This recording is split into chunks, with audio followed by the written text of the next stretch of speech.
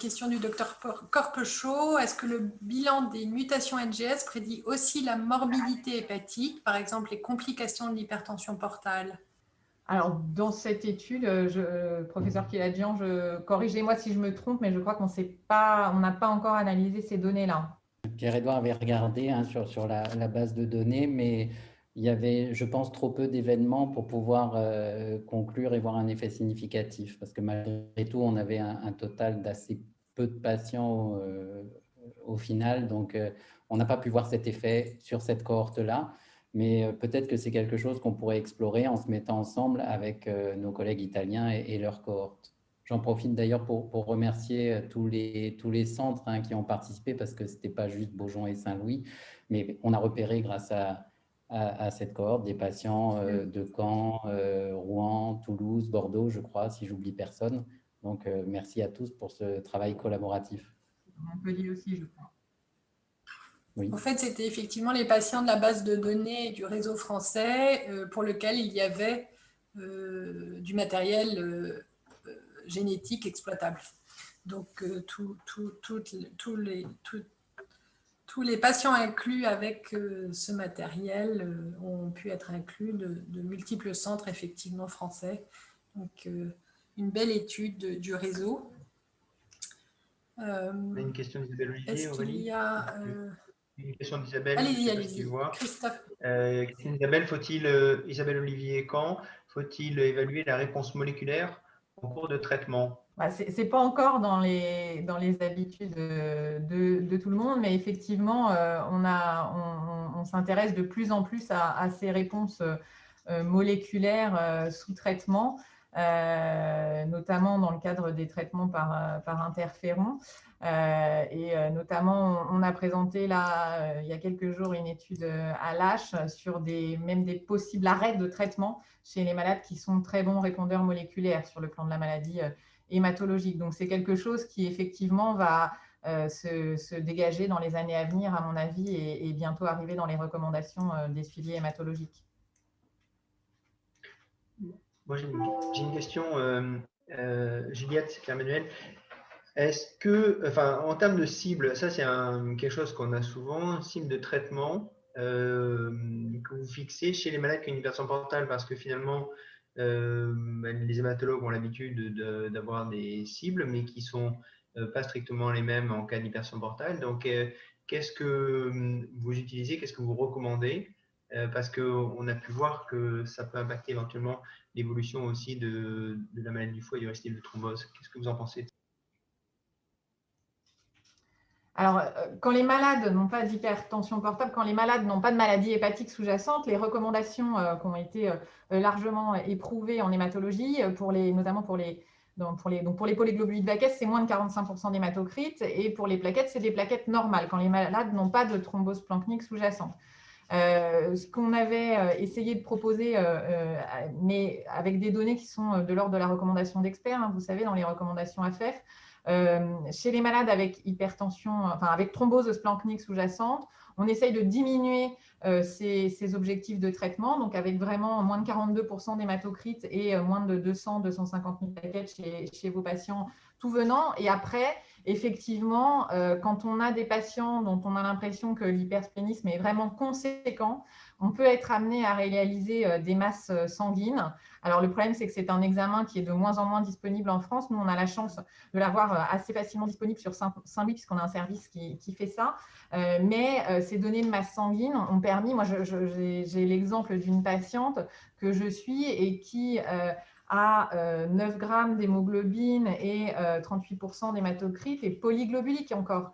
Donc, il y a… Après, est-ce que vraiment s'adapter à la masse sanguine versus s'adapter à un taux a priori d'hématocrite inférieur à 42% est indispensable pour limiter le risque de rethrombose de vos patients? On a envie de le penser. On a envie de proposer ces recommandations-là, de faire une masse sanguine quand on a l'impression qu'on a un malade qui, même à 42% d'hématocrite, est dilué, et de s'adapter et de refaire la masse sanguine après quelques mois de traitement pour voir si les malades répondent et à quel taux ils deviennent non polyglobuliques. Mais on n'a pas de preuve que ça a une efficacité sur le risque de rethrombose pour l'instant. Intellectuellement, on a envie de le proposer, mais on n'a pas de preuve qu'on fait bien.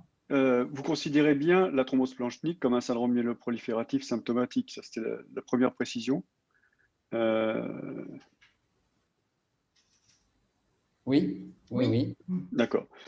Et est-ce qu'il y a une association entre la charge allélique JAK2 mutée et la présence d'autres mutations, si j'ai bien compris? Oui, encore une fois, on n'a pas pu faire de multivariés vu les faibles nombres et voir les associations, mais effectivement, on a l'impression que plus la charge JAK2 est élevée, plus il y a de chances d'avoir des mutations associées, ce qui corrèle peut-être aussi à la durée d'évolution de la maladie. C'est possible. Mais là, dans l'étude, on n'a pas pu le montrer formellement, disons. Et alors, dans votre expérience, dans la compilation des données avec en particulier l'interféron, nous, on a l'impression que l'équipe avec laquelle on travaille, de temps en temps, introduit l'IDR en première intention et de temps à autre l'interféron. Je voulais savoir s'il y avait une chance d'avoir une dose-réponse avec l'interféron. J'entends par là que souvent, en fait, les malades sous interféron ont quand même quelques effets secondaires et on est obligé de passer soit à des demi-doses, soit à des injections une fois par tous les 15 jours. Est-ce que vous avez cette corrélation entre la dose d'interféron et en particulier la diminution de la charge allélique? Non, en fait, on n'a jamais montré. Alors, dans les études syndrome myéloprolifératif au sens large, hein, pas spécifiquement dans la population avec thrombose porte, mais en général, on n'a jamais pu montrer clairement de relation entre la dose administrée d'interféron et la réponse moléculaire, sachant que l'immense majorité des patients va avoir une diminution de sa charge allélique JAK2 un peu quelle que soit la dose d'interféron apportée. Donc, il n'y a pas vraiment de corrélation. Voilà. Et dans l'étude qu'évoquait Juliette, qu'on vient juste de présenter là, il y a 2 jours à la SH, on n'a pas vu non plus de corrélation entre la dose reçue et la probabilité de pouvoir arrêter le traitement un jour du fait de très bonnes réponses moléculaires. Donc, pas de lien, et je dirais le peu d'interféron qui est donné peut parfois être suffisant pour entraîner des réponses moléculaires et on l'espère améliorer le pronostic au long cours de ces patients. Et donc, ça devient votre le traitement de premier choix dans les maladies plutôt à haut risque pour vous? Oui, ça en prend le chemin. Disons que les recommandations internationales, c'est soit interféron, soit hydréa en première ligne, par exemple pour les polyglobulies, hein, sans préciser lequel des deux. Et évidemment, pour nous qui en avons une assez longue expérience maintenant, c'est en l'absence de contre-indication, c'est l'interféron qu'on propose en premier, évidemment, puisqu'on a ces effets additionnels sur le long terme possible qu'on n'a jamais avec l'hydroxyurée. Super, merci. Merci beaucoup. Je voudrais rebondir sur ces 2 points. Donc, c'était une de mes questions, tu y as un peu répondu, mais ces mutations acquises ou ces charges alléliques élevées de JAK2 sont corrélées à un délai d'évolution plus long de la maladie? C'est ce qu'on observe souvent au long cours chez nos patients, syndrome myéloprolifératif. Ici, dans la cohorte qu'on avait en commun, il n'y avait pas de différence de délai d'évolution de la maladie entre les patients qui avaient et qui n'avaient pas de mutation additionnelle. Donc, bon, peut-être parce que la population qu'on a là, avec ces thromboses planchniques, est un peu différente, hein, plus jeune, plus de femmes, etc., de notre population syndrome myéloprolifératif standard, je dirais. Mais en tout cas, il n'y avait pas cette corrélation. D'accord, merci. Et maintenant, est-ce que tu peux donner quelques précisions sur le Jakavi? Vous êtes plus donc sur les indications et puis sur les effets secondaires, parce que nous, quand on suit les malades, on a l'impression que c'est assez miraculeux, en particulier, comme Juliette, tu l'as très bien montré, sur la taille de la rate, qui est une grande préoccupation des patients qui sont extrêmement gênés par ces splénomégalies volumineuses. Mais finalement, vous réservez ces indications à des situations plus aux myélofibroses, c'est ça, et peut-être à d'autres indications dans les autres maladies Déjà, ça myéloprolifératives. La première réponse, simplement, c'est que le Jakavi, il a une AMM bien précise dans les syndromes myéloprolifératifs.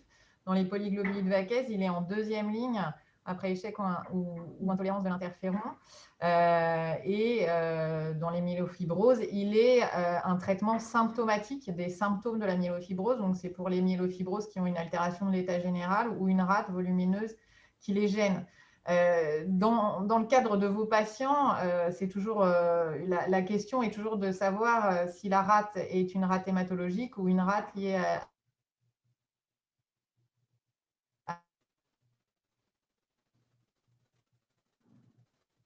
à l'hypersplénisme.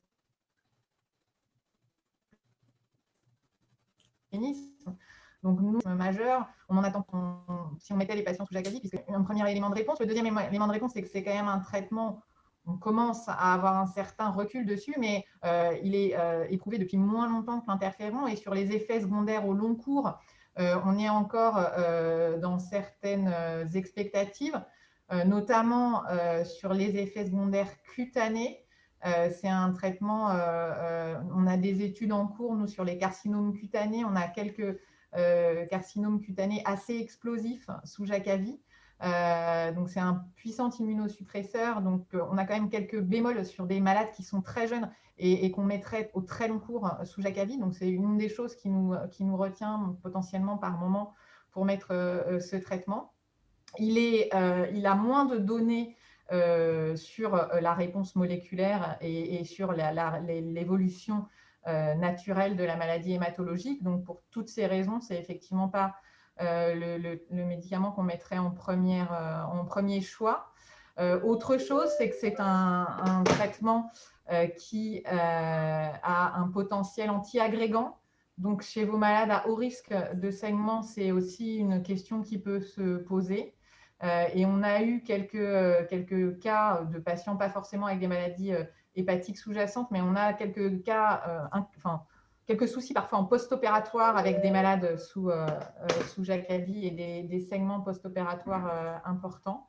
Et puis la dernière chose, c'est que c'est un peu plus l'évolution de la NUM est un peu moins prévisible. On a l'impression que sous interféron, il fait moins bien sur le contrôle des plaquettes. On a des études qui ont été essayées dans la thrombocytémie essentielle. On n'a pas réussi à avoir de réponse pour les thrombocytémies essentielles sous Jakavi. Donc on est moins à l'aise sur des NUM un peu fragiles. On est moins à l'aise à proposer ce traitement parce qu'on n'est pas toujours certain de l'évolution qu'on va obtenir sur l'énumération chez vos patients qui sont à risque d'hémorragie potentielle. Juste une précision, parce que Juliette J'ai une a fait un question. lapsus, comme on parle beaucoup d'interférons, l'AMM du Jakavi, c'est dans la polyglobuline vaquès, c'est en deuxième ligne après intolérance ou résistance à l'hydroxyurée, hein, pas à l'interféron, malheureusement. Et sinon, voilà, je souscris voilà. Un effet fantastique sur les symptômes et la rate, mais un petit bémol sur l'effet immunosuppresseur et les risques infectieux, hémorragiques potentiels et éventuellement de... On a une question de Laurent Alric qui demande sur le chat P53, ça semble une mutation pronostique importante. Est-il possible qu'elle soit faite en routine comme JAK2?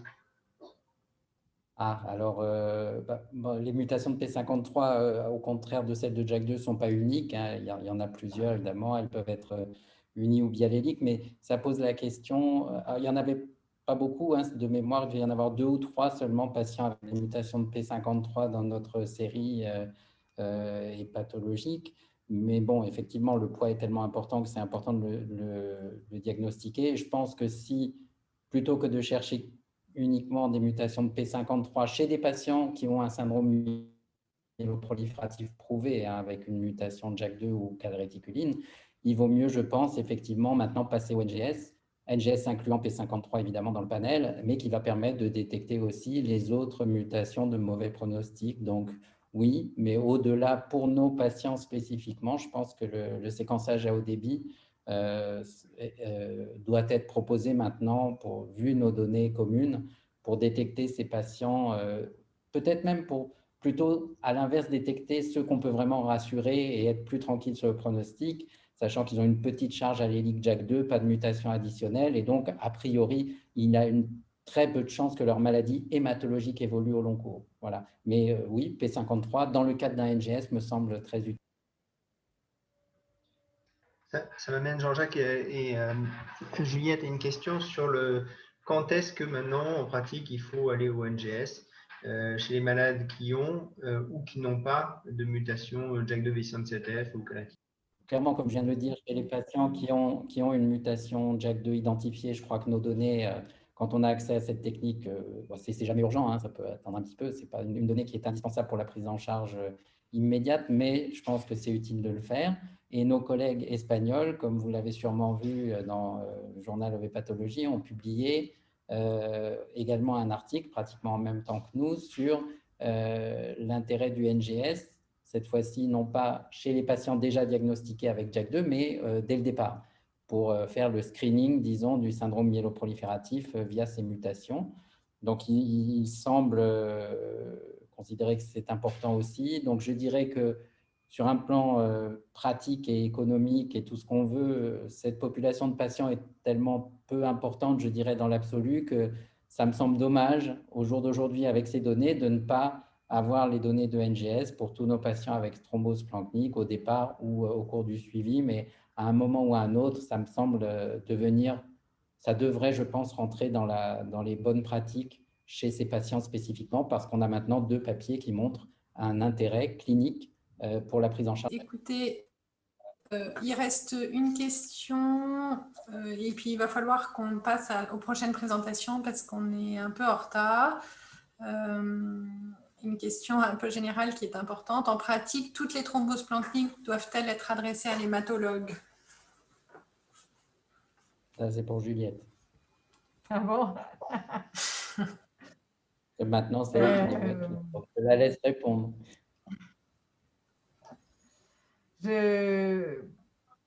S'il n'y a pas, je crois que s'il n'y a pas eu d'autres identifications de facteurs causaux à la maladie hépatique, effectivement, on peut discuter de voir, y compris des malades qui n'auraient pas forcément de numération évocatrice.